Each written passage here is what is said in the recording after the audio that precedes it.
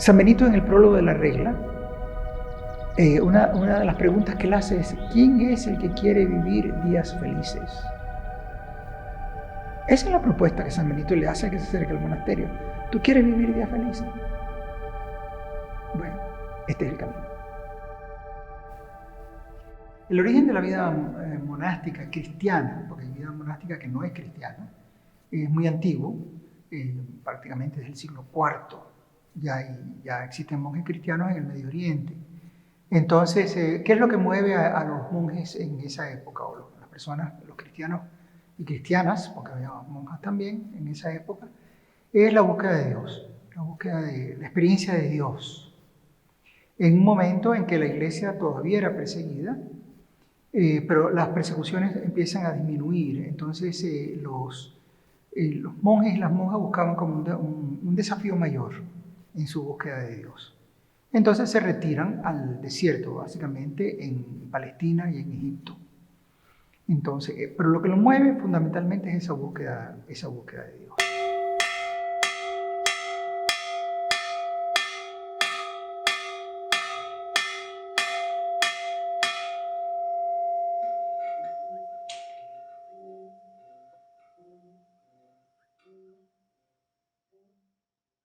Los votos monásticos son los propios de la regla de San Benito.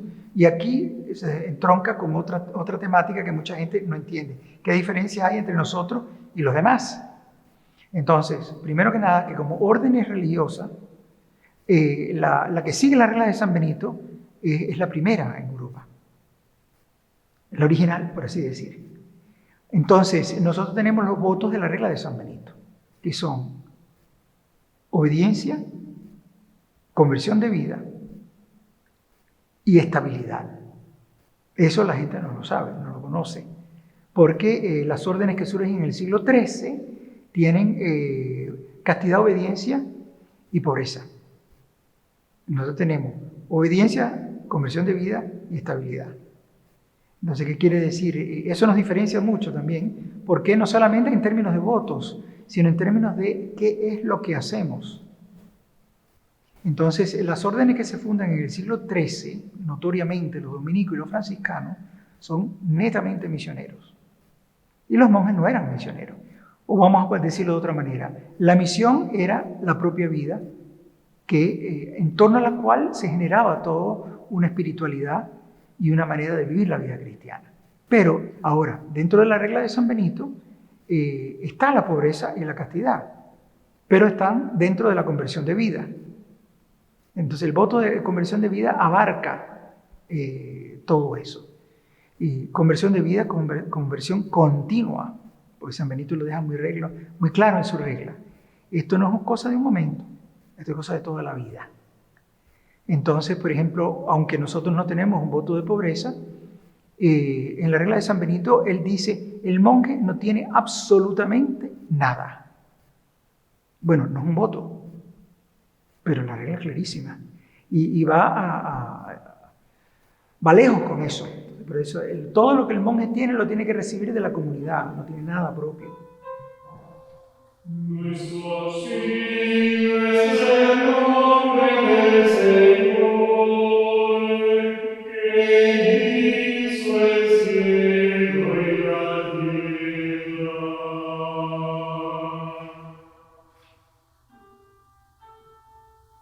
Si el Señor no hubiera estado de nuestra parte, que lo digáis a Él. Si el Señor no hubiera estado de nuestra parte, cuando nos ha saltado los hombres. La actitud del superior monástico, y es así como se lo pide la regla de San Benito, es así como lo pide la legislación de la orden, que es mucho más moderna, es del 1990, no es simplemente un coordinador. No es alguien que simplemente, anima a la comunidad así en términos vagos, generales. No, sino es una persona que realmente guía a la comunidad, que la llama a la escucha de la palabra de Dios, pero a la escucha de la palabra de Dios que llega a través del superior y de la comunidad, porque la comunidad también, es importante, y en la regla de San Benito es clarísimo, en las constituciones de la orden también. Entonces esa es la manera de concebir la autoridad dentro de la comunidad, pero como estoy explicando, no es solamente la autoridad dentro de la comunidad, sino la dinámica de la comunidad. Entonces, hay una parte de la regla donde San Benito dice, amen a su abad. O sea, es un tono un poco diferente, ¿no? Y desde luego, el abad trate a los demás como hijos suyos. Entonces, no es para fomentar un paternalismo, sino una relación sana, en la búsqueda de la experiencia de Dios, que necesita puntos de referencia externos, porque ahí tenemos un conflicto con la cultura actual muy grande. O sea, yo soy yo y lo que yo pienso y punto. Bueno, no. En la regla de San Benito no es así. Yo creo que en ninguna congregación religiosa, pero en la regla de San Benito es muy claro, no. O sea, tú eres tú, sí, como no, pero tú estás en un proceso de conversión hasta la muerte, porque es así la regla, hasta el momento de la muerte. Y para tú convertirte, tú necesitas una comunidad y necesitas también alguien que te diga, oye, por ahí no van las cosas. Entonces, no es simplemente mi opinión y lo que a mí me gusta. Y ahí yo creo que chocamos a veces con la cultura moderna de forma muy fuerte. Y eso le hace difícil también a las personas, ¿no? La integración en la vida de la comunidad. Entonces, bueno, eso es uno de los elementos que nosotros enfatizamos quien se acerca a nosotros, de una u otra manera, utilizando diferentes medios y diferentes palabras. Pero por el medio que es la regla de San Benito, escucha, hijo. Entonces, no es simplemente, porque la frase completa es, escucha, hijo, las palabras de un maestro en singular. Incline el oído de tu corazón, el corazón, para que regreses por el camino de la obediencia a aquel de quien te habías apartado por la desidia de la desobediencia.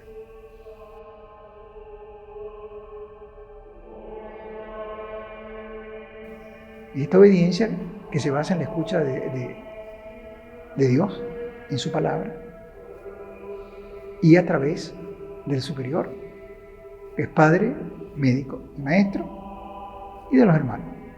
Entonces la dinámica a veces puede ser fuerte en el sentido de que los hermanos te digan, no, ya va, ahí no es, así no. Pero es así como se produce la conversión también. Pero entonces enfatizamos, mira, tienes que escuchar, tienes que estar muy abierto. En el fondo, el movimiento del Espíritu Santo en tu corazón. Pero el Espíritu Santo va a hablar no solo en tu corazón, sino a través del superior y a través de la comunidad. Entonces, en una cultura donde eso como que no es así y no se entiende realmente lo que es comunidad, relación así fuerte entre personas, se hace bastante difícil. Pero cuando la persona da el salto, entonces se da cuenta que es una liberación. No, yo no tengo por qué depender. Yo dependo de Dios. Y lo que Dios mueve en mi corazón. Eso es un ejemplito, pues. Pero hay tantas otras cosas, ¿no? No, que yo tengo que tener esto, que yo tengo que tener esto otro. No. Ya va, vamos a ver eso. Si eso es así o no es así. Entonces, este es el proceso al que se enfrenta la persona, pero es un proceso de liberación. Liberación. Que hace a la persona fundamentalmente disponible a Dios. Ahí es donde está. Ahí es donde está el asunto. Y eso hoy en día cuesta un poco de trabajo verlo, pero yo creo que una vez que la persona entra en la dinámica, no es que entonces, ya todo es fácil, no. Porque el proceso de conversión es toda la vida. Pero entonces ya se empieza a vivir el proceso con muchas dificultades, pero también con alegría, ¿no?